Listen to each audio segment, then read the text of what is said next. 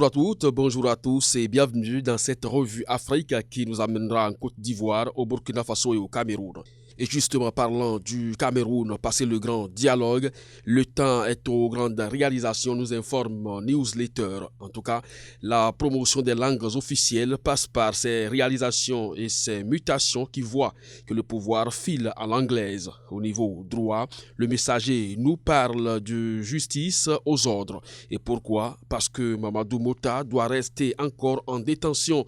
Mais le jour semble détenir la raison. Pour le journal, en effet, la demande de libération de Mamadou Mota a été rejetée par le tribunal. Si Mamadou Mota connaît son sort, il y a 17 de ses compatriotes qui sont dans le tourment.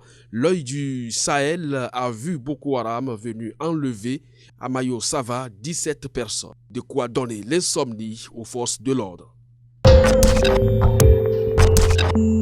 En Côte d'Ivoire, 2020 hante les esprits et plus que cette présidentielle, c'est la libération de Gbagbo qui inquiète les nouvelles autorités. En tout cas, La Voix nous rapporte les nouvelles vraies dates à retenir pour cette libération et les 4 exigences de Laurent Gbagbo. Le quotidien d'Abidjan s'interroge sur l'avenir politique de Laurent Gbagbo après sa libération. Un ex-diplomate lui a répondu, je cite, « En 2020, Gbagbo va tout bouleverser. Sa victoire n'étonnera personne. » Et conscient donc de l'enjeu, Ouattara s'est levé tôt. Le patriote a vu toute la République à Yamoussoukro. Le prétexte, rendre un hommage historique à Houphouët.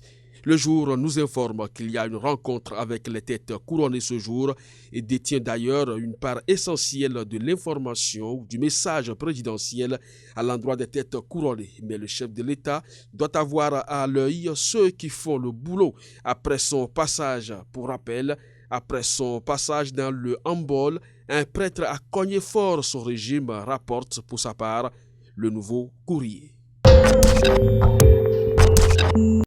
Au Burkina Faso et dans le Sahel, écrit Jeune Afrique, et bien France-Afrique, un grand malentendu. En effet, la question de l'insécurité et la participation française au maintien de l'ordre et de la paix préoccupe les citoyens de cette région. Macron a d'ailleurs convoqué les chefs d'État du G5 Sahel à cet effet. Et l'Express du Faso, qui se préoccupe de la question, est allé rencontrer un analyste politique. À la une donc de son journal, l'homme exprime son indignation et prévient l'engagement des présidents africains n'est pas la solution au sentiment anti-français. En attendant une réponse adéquate, le pays des hommes intègres avance. Le barrage de Sabandéni a été inauguré, rapporte le quotidien numérique, lui qui d'ailleurs a ça une placarde que les avocats zimbabwéens protestent contre les brutalités policières.